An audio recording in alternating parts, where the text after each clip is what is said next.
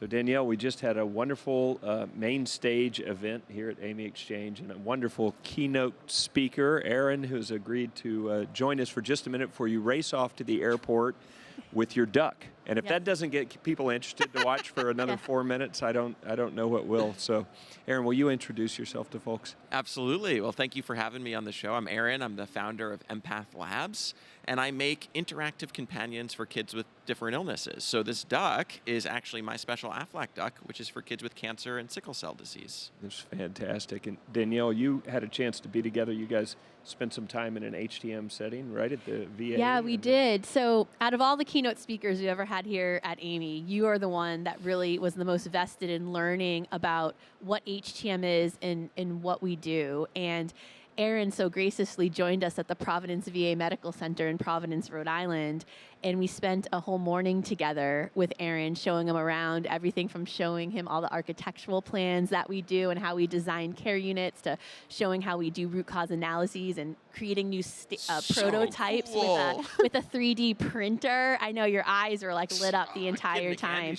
And including, we took him to the dialysis unit and all the way up to the OR where we had to make Aaron put on the bunny suit for the full experience because that's what we do on a day-to-day. So thank you, Aaron. And that was you walking the talk, because the cornerstone of what you say is empathy as a superpower. So you were taking the time to learn about the folks you were going to be with, right? And so say a little bit about that, empathy as a superpower. Yeah, so I mean, in our process, we develop all of our products hand in hand with kids, with their parents, with medical professionals, and we really try to step into their shoes to make sure that what we're designing is appropriate. So yeah, we think of empathy as a superpower, not one that, you know, you get like a Marvel hero, but one that's in all of us. And so seeing what's going on in HTM and seeing, I think you referred to it, the secret world, as we were talking earlier. Right. You know, I felt like I donned the bunny suit and I got entry to the secret world. And oh my gosh, the amount of empathy that everybody on these HTM teams has, what drives them, the passion for caring about the patient, for making sure that the room is appropriate, that the architecture of the hospital is appropriate, the tools that are going to get their vitals are in shape, are able to do it accurately, safely. It's just amazing. And I'm so excited you got to see healthcare through our eyes because it's such a different way to view healthcare. Oh, absolutely. Mm-hmm. So let's talk about your duck. Yes. And your... Can you give us a little demo? What is that thing? What do you call that thing? This is a clinical companion. A clinical companion, but it's like a little... Like we call him Squish, is our affectionate name. Okay. Yeah, because you can kind of, it's like Tempur-Pedic. So your duck and your Squish. So you just spent an hour on this just about with us on the stage, but condense it down for a little bit for folks. What's the journey? You started with the Squish, you went to the duck. Tell a little bit about the background. Yeah, so we started doing this work when we observed kids with type 1 diabetes taking care of their stuffed animals in the same way they were being cared for, giving insulin injections to their teddy bears. Not unlike when you see your child say, my teddy bear has a tummy ache. And what they really mean is, I have a tummy ache. Exactly. Okay. Projecting, right? They're projecting and using this concept of transference. And so we designed a teddy bear for kids with type 1 diabetes. We now create this product called Rufus the Bear. And the two products I have here with me, our duck is for kids with cancer, and it does that same thing. Okay. So you simulate everything that's going to happen to you through chemo. You get a chemo port, your duck gets a chemo port. You need to flush your lines, you could flush the duck's lines. So we're just giving control to kids, and our little blue guy, our Squish, he does this for kids in clinical trials. So we didn't talk about talk about the inhaler. Yeah. I don't know if you can pull it up on your phone or probably when you can kind of explain.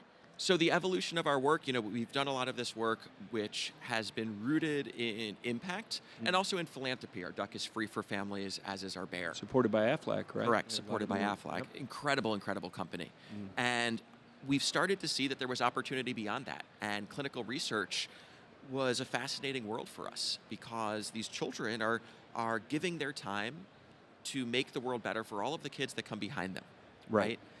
And it's a huge responsibility that they take on, and so much for a lot of kids, new procedures, whether it's a bone marrow aspiration, whether it's an inhaler or spirometry. So we made a product that lets us customize a virtual world to just what that kid in a clinical trial is going to experience. Yeah, yeah. You can give configure the you can behavior. give him an inhaler and show him how to use it. It's so cool. So we build a virtual hospital for the kids, actually. That's fantastic. We don't yet have virtual HTM, which we'll need to add. Yes.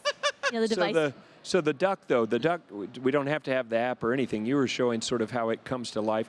Are we able to get a camera on the duck if I need to move? Yeah, so the duck is just bring interactive. the duck to life. Yeah, so the duck, you can communicate your feelings using the duck. So as you said, right, like how is your duck feeling as a projection of how you're feeling?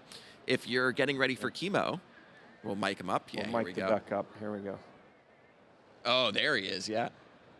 So this duck is scared, so you can use him to communicate how you're feeling. Okay. Maybe you're feeling happy. You can give your duck chemotherapy, and you can even use this kind of soundscape spaceship to play all sorts of calming soundscapes. So the duck is going somewhere, and you're going with the duck, a soothing place. Exactly. Wow, that's fantastic. Well, and for folks that weren't here, you had the duck up on stage. I jokingly said, leave the duck, because I came up after you. I'm not kidding. I actually felt comforted having the duck. I mean, I made it kind of it was a little laugh line or whatever, but as I was standing there speaking and petting the duck, I think I felt calmer. It is. I feel calm looking at it. And I think it shows, representation matters, right? These kids are going through and families are going through the most vulnerable times in their lives. And I say, we come into hospitals with some of the most vulnerable situations. And it's because of the empathy and the care of people like you and the clinicians that, they can come out on the other side. But there's a lot of emotion that's poured into that along the way. And this is, as a mom of 2 young girls, I can tell you they take their dolls and they copy everything they see all day. So I could totally see that if they were going through a chemo infusion that they would want their doll to do that. And I just think this is just so amazing. And you are an absolute superhero. There wasn't a dry eye in the house when we watched the video. No, I was saying I was weeping watching it. It was just so touching. It was fantastic. So there won't be a dry eye in the house if you don't catch your plane. Yes. So we have to get you to your plane. Yes. So, but how do people learn more about this? Is there anything you want to talk about what you're working on now? What can you share with folks as we say goodbye? Yeah, so if you want to learn more, you can go to our website, empathlabs.com, or follow me on LinkedIn. I'm Aaron J. Horowitz, and I'm constantly sharing bits of our process and what we're developing.